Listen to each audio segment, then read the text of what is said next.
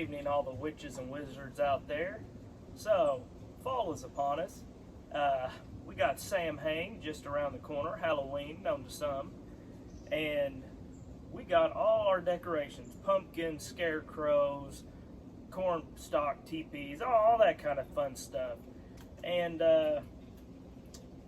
what we're going to be doing here today in celebration of the fall season is I am going to take this pumpkin grown out of my garden and I'm going to turn it into pumpkin butter.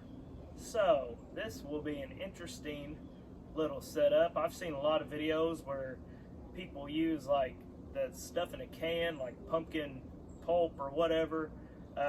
We're going to go with the real deal today. So let's get this thing started. The first thing we're going to do is preheat our oven to 400 degrees, and that's going on right now. It's in the house, and I got my pumpkin here. What we'll do here is cut it in half.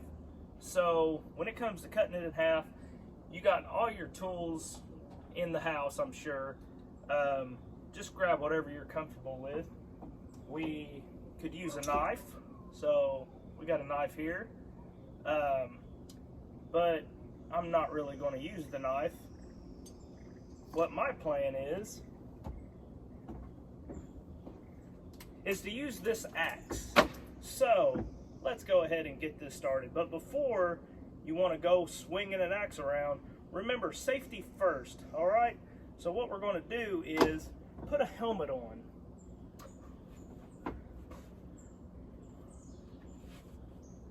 All right, I got my helmet on. So here we go. So our pumpkin is cut perfectly in half, as you can see, and we've got all the guts inside, the seeds, all that kind of stuff. So go ahead and put your axe away. You can remove your safety helmet. And we are going to scoop the seeds out of this pumpkin. I am using an ice cream scoop, and it should work perfectly. So here we go.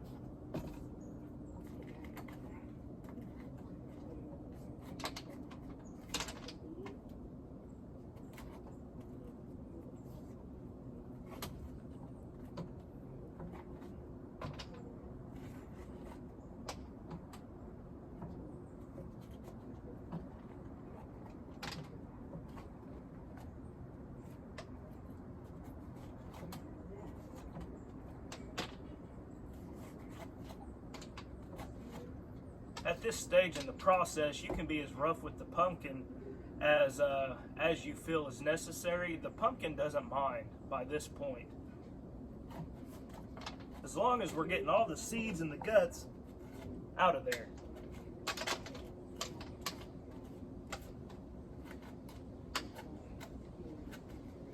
There are plenty of good recipes for baking the seeds that usually turns out pretty good. But that is a story for another time.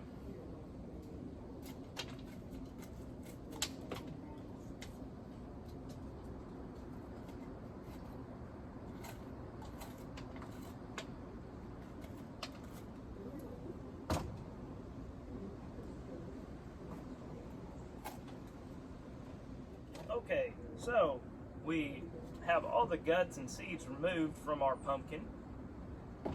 So what we're going to do is go ahead, get our baking sheet. This is the largest one I own, but it will fit in the oven. And we'll lay these cut side down on the sheet.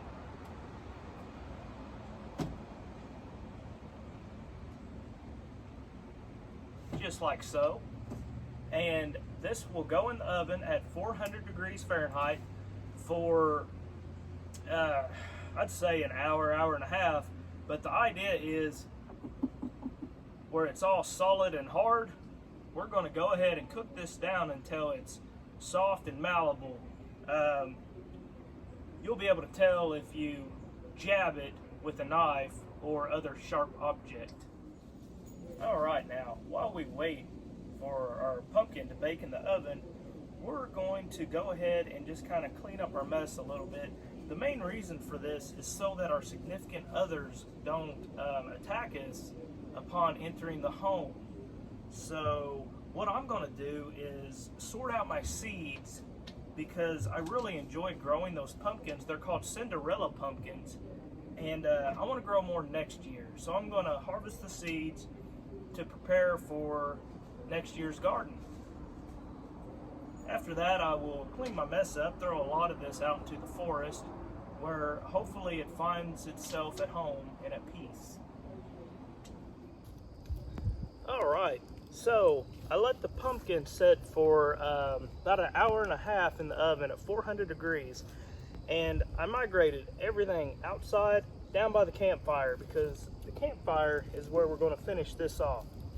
Alright, so all you do from this point is you got to remove the skin. I have a spoon, and the spoon is how we're going to do this. So you just kind of come in underneath it and you just scrape it along, and that skin will come right off.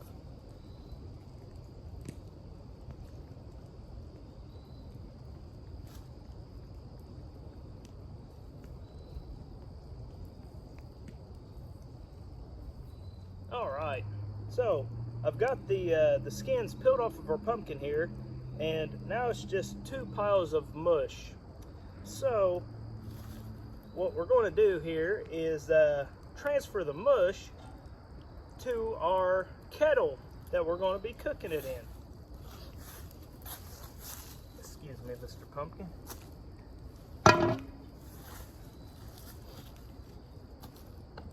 Alright, so we'll go ahead, just kind of cut down the middle here, get it easily accessible. Not too bad. A little extra skin on the sides, and then into the kettle.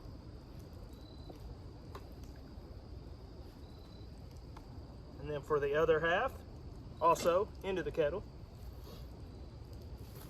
And I believe at this point we can all guess where this half is going to go. That's right, folks, into the kettle.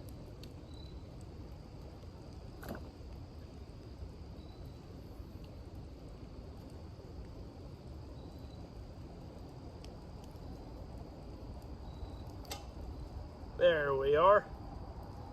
All right.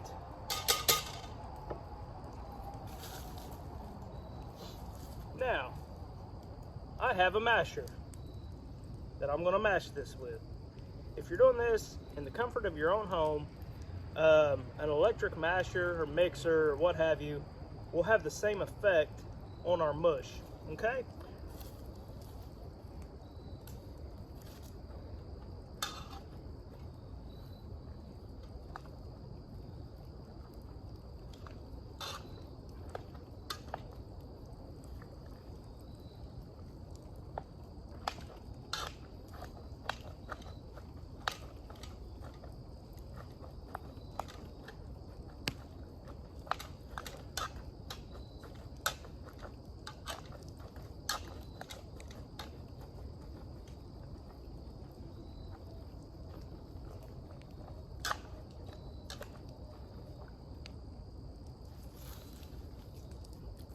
All right,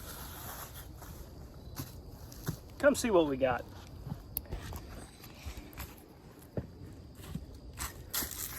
So there you go, that's what it looks like, and it is going to retain some water that'll come out as it sits a little bit, and just as it does that, drain it off. You don't really need it.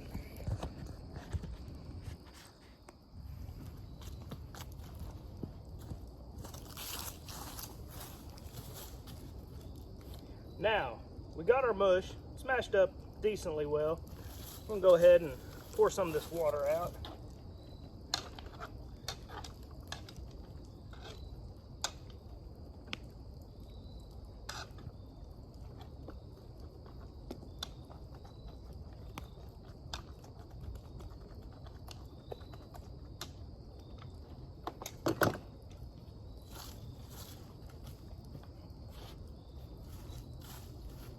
Now we're going to be adding our spices. So I have 1 cup of brown sugar. The rest I'm going to be doing in handfuls, so measurements aren't exact. As you're making it, you could add, never subtract, but you can add whatever you feel like you need. So, ground cinnamon. Ground cinnamon, you're going to have about a tablespoon. So I'm going to go ahead and fill the center of my palm with what I feel is a tablespoon and plop it right down in there.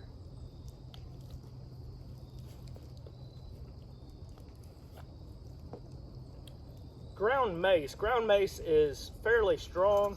You're only going to want to do about 1/4 of a teaspoon, which, you know, isn't very much.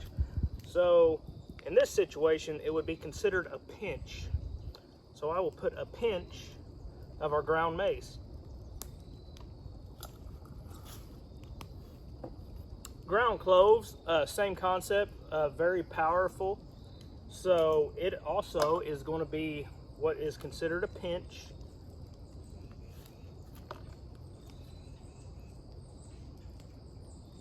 And it'll help give us some of the darker color that you see when it comes to pumpkin butter. Pumpkin spice, that is going to be 1 tablespoon.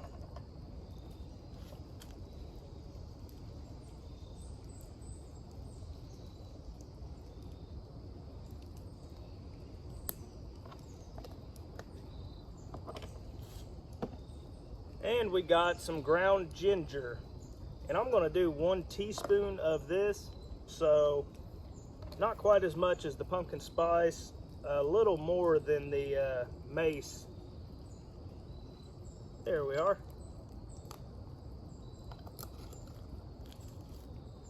So we got what we need in there to make this smell amazing, and it's going to make the whole forest just smell great.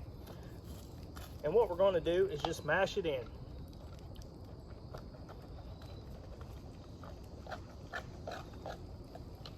Oh, it already smells amazing. This is an exciting time to be where I'm at right now.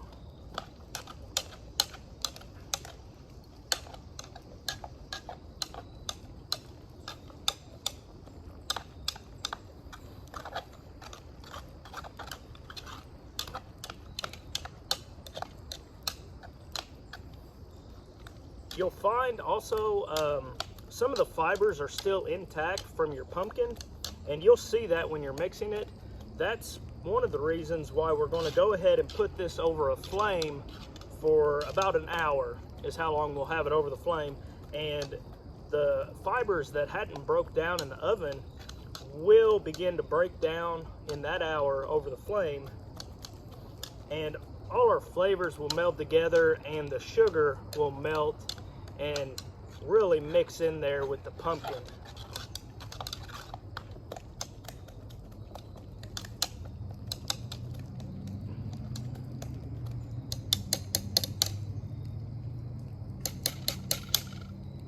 All right.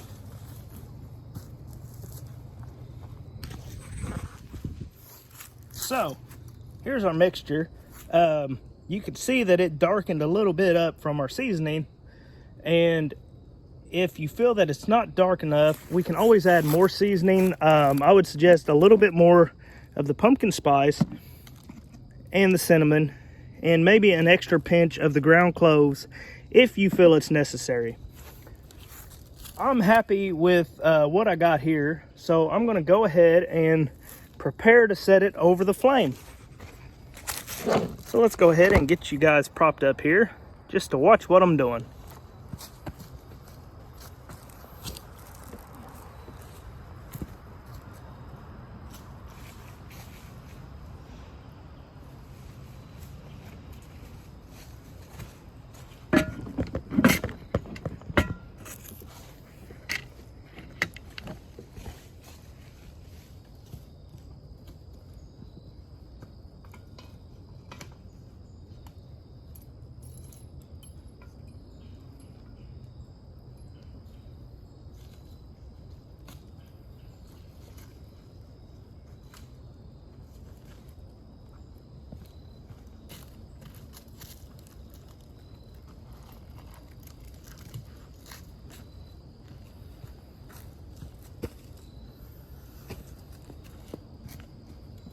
All right, so we're set up over the flame. We don't have a direct flame licking on the pot, a little bit right there, but it'll die down. The main idea is that's hovering over our coals, and it's going to end up heating the inside of that to about 350 to 400 degrees Fahrenheit. So, once again, if you were in the comfort of your own home and you were making this, go ahead and leave your oven on that you had preheated to 400 degrees, and once you're done with the mixture, in an oven safe pot, pop it. So it's been about an hour, and I believe our pumpkin butter is ready to transfer to our jars. All right, so let's go take a look beforehand, shall we?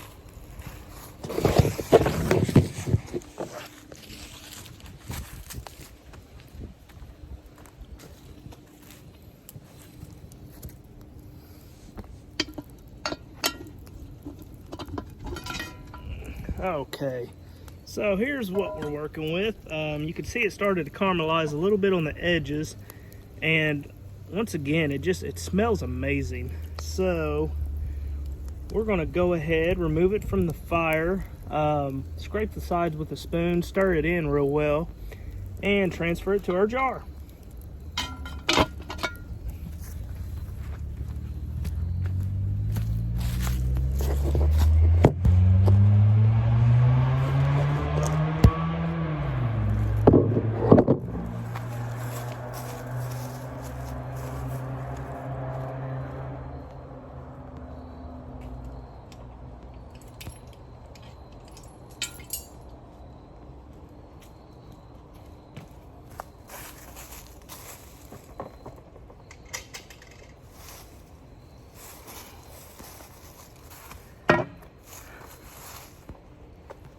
Once again, it smells amazing. This is just, whoo.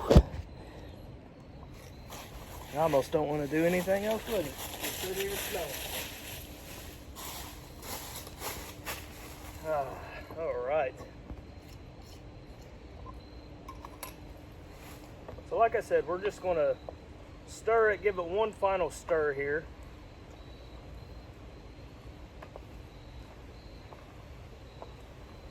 Oh my, yes. That's what I'm talking about.